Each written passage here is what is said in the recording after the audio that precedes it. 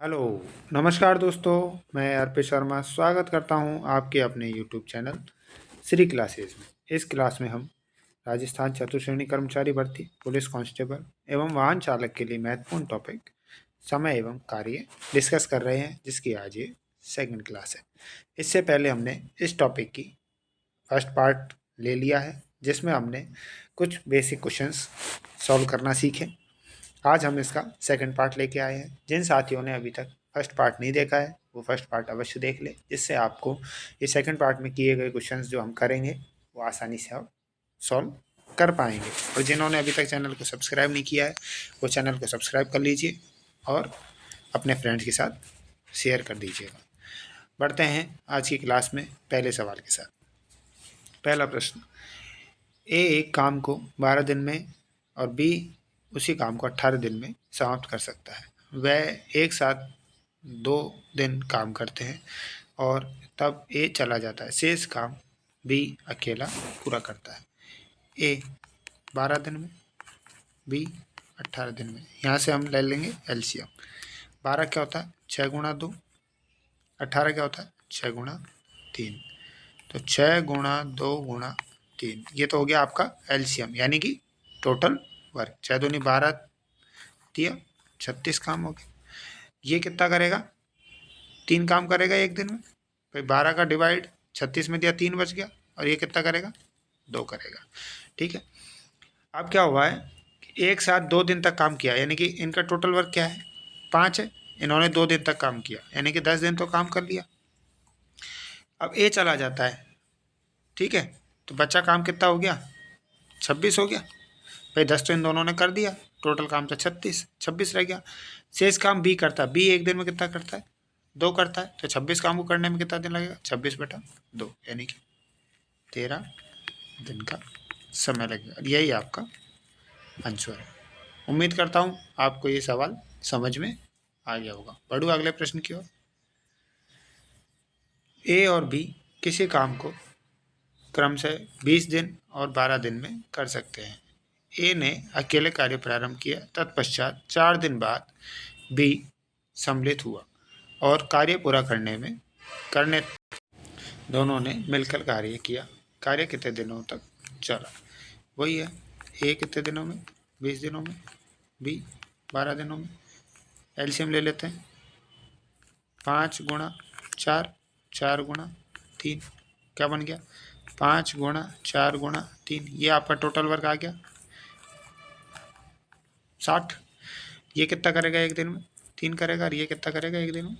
5 करेगा। ठीक है।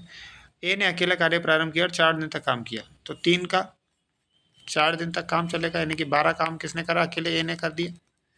कितना काम रह गया? 60 में से 12 गया था, 48 काम रह गया।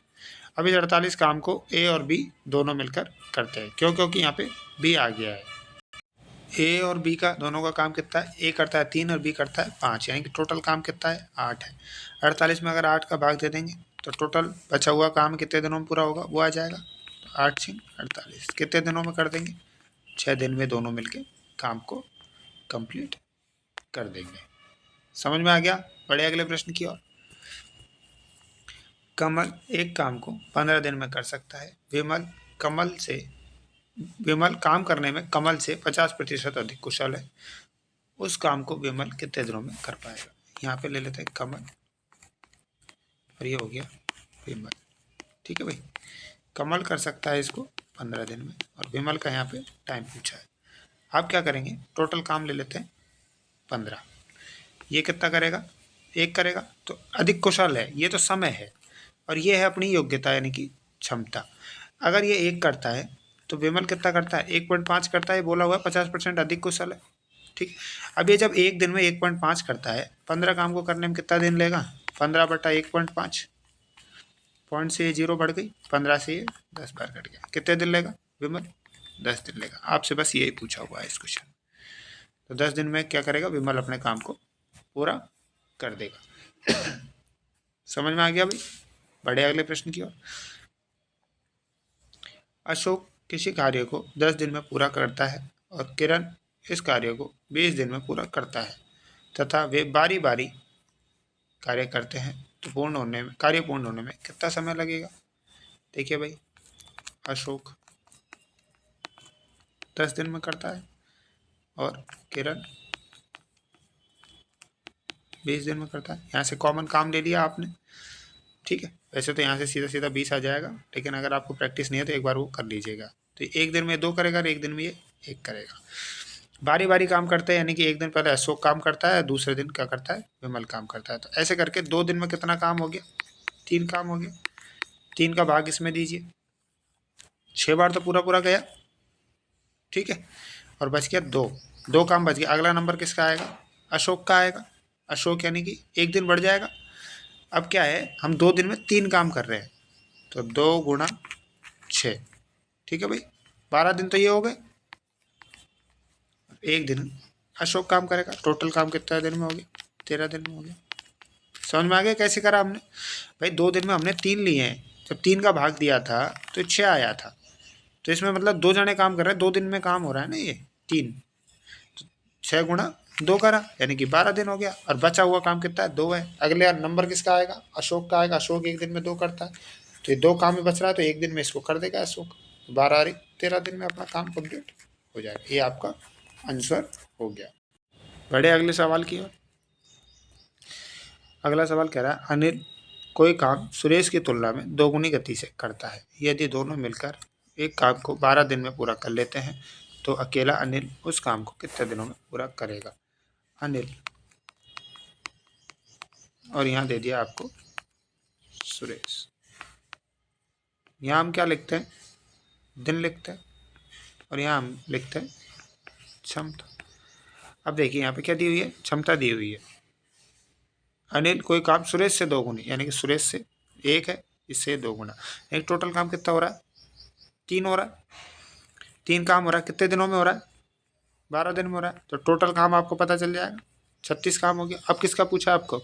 अनिल का। अनिल एक दिन में कितना करता है? 2 करता है, तो 2 का भाग दे देंगे, तो यह आ जाएगा 18 दिन, ठीक है। 18 दिन का आपका ये प्रश्न का आंसर तो 18 दिन हो गया। अगर आपसे ये पूछ ले, काम तो 36 है टोटल, और पूछ लेता है कि भाई सुरेश कितने दिनों में करता है, तो सुरेश एक दिन में कितना करता है? 1 करता है, तो 1 का भाग दे देंगे, कितना आ जाएगा? 36 दिन आ जाएगा, ठीक। इस क्वेश्चन को करने की सबसे शॉर्ट ट्रिक है, ठीक है भाई। समझ में आ गया होगा आपको ये प्रश्न। बढ़े अगले प्रश्न की ओर। सुमन एक काम को 3 दिन में कर सकती है और सुमति इस काम को 2 दिन में कर सकती है। दोनों एक साथ मिलकर काम पूरा करते हैं और उनको कुल 150 रुपये मिलते हैं। सुमन का क्या हिस्सा होगा? भैया देखो, सुमन और सुमति, ठीक है। सुमन करती है 3 दिन में और ये करती है 2 दिन में। काम टोटल क्या हो गया? 3 दूना 6। तो इसकी क्षमता कितनी हो गई? 2 की हो गई और इसकी 3 की हो गई। हमेशा जब भी कोई रुपए दे रखे हो या कोई सैलरी दे रखी है या कोई वेजेज यानी कि पेमेंट दे रखा हो किसी को, तो उसकी योग्यता के हिसाब से बांटा जाता है, ठीक है। दिन के हिसाब से नहीं, उसकी योग्यता के हिसाब से। भाई काम करेगा उसी के हिसाब से तो पैसा मिलेगा आदमी को। तो सुमन का और इसका अनुपात क्या हो गया? 2:3 हो गया। 150 को बांटिए। किसका पूछा आपको? सुमन का पूछा है। सुमन का कितना है? 2। टोटल लिखेंगे 2 और 3 5, 5 से कटेगा 3, 30। सुमन का हिस्सा क्या हो गया? 30 गुणा 2 यानी कि 60 रुपये इसका सुमन का हिस्सा हो जाएगा, ठीक है भाई। बढ़े अगले प्रश्न की ओर। सुरेश किसी काम को 15 दिन में कर सकता है और महेश उस काम को 10 दिन में कर सकता है। उन्होंने कार्य को 30,000 में पूरा करने का ठेका लिया। ठेके की राशि में सुरेश का भाग होगा। वैसे ही पहले जो क्वेश्चन किया उसके जैसा ही है। सुरेश और महेश, सुरेश करता है इसको 15 दिन में, महेश करता है इसको 10 दिन में, ठीक है भाई। एलसीएम ले लेते हैं। एलसीएम क्या आ जाएगा? 60 आ जाएगा। कैसे? 3 गुणा 5, 3 गुणा 2,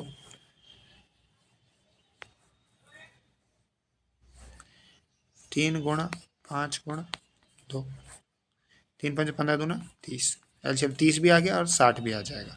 अगर आप 60 लेंगे तो 60 में कोई दिक्कत नहीं है। ये कितना करेगा? 4 करेगा और ये 6 करेगा, ठीक है, 60 ले लो आप, ऐसे करो इसको, क्योंकि मैं 60 बोल दिया तो आप 60 से कर लो, कोई दिक्कत नहीं है। वैसे 30 भी ले लोगे तो 30 से भी हो जाएगा ये। अब क्या करेंगे, 4:6 में क्या कटेगी, ये वैल्यू को डिवाइड किया जाएगा। ठीक है, 4:6 में ये वैल्यू को डिवाइड किया जाएगा। करो भाई, 30,000 गुणा, सुरेश का पूछ रहा है तो 4/6 10, 1 0 से 1 0, 3 चौक 12, कितना हो गया सुरेश का हिस्सा, 12,000 रुपये सुरेश का हिस्सा हो गया। यही आपका आंसर हो जाएगा। उम्मीद करता हूँ आपको क्वेश्चन समझ में आ रहे होंगे। बढ़े अगले प्रश्न की ओर।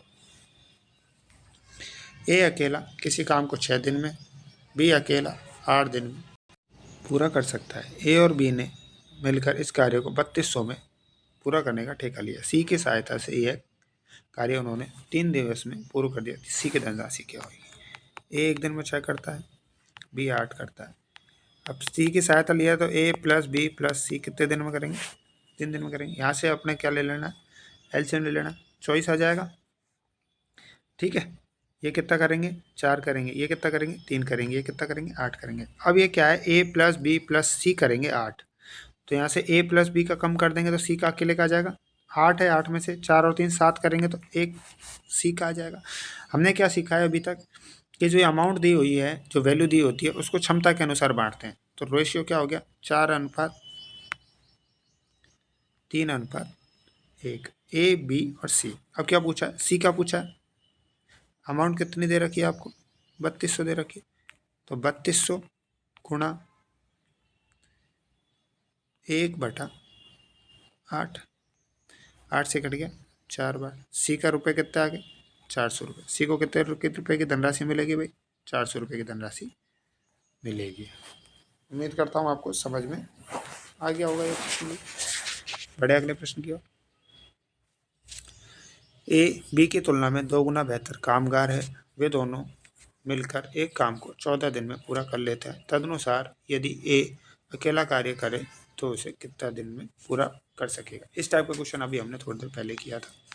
ए बी, ये तो हो गए यहाँ दिन, और हम ले लेते हैं क्षमता। क्षमता बोल रहा है ए बी की तुलना में 2 गुना, तो बी 1 है, ये 2 गुना। टोटल कितने दिन में करते हैं, 14 दिन में। 3 काम हो रहा है, 14 दिन में करेंगे तो 42 काम हो जाएगा। किसका पूछा है आपसे, ए का पूछा। ए 1 दिन में 2 करता है, तो 42 काम करने में कितना दिन लगेगा, 21 दिन लगेंगे। ठीक है भाई। अगर यहाँ पे आपसे बी का पूछ लेता तो बी 1 दिन में कितना करता है, 1 करता है, तो यहाँ पे इसको 42 दिन लगेंगे। इस क्वेश्चन का आंसर तो आपका हो गया 21 दिन, आंसर हो जाएगा। ठीक है भाई। बढ़े अगले प्रश्न की ओर। बढ़े अगले प्रश्न की ओर। ए बी से 20% अधिक कुशल है। बी अकेला एक काम 12 दिन में कर सकेगा, तो ए अकेला उस काम को कितने दिनों में पूरा करेगा।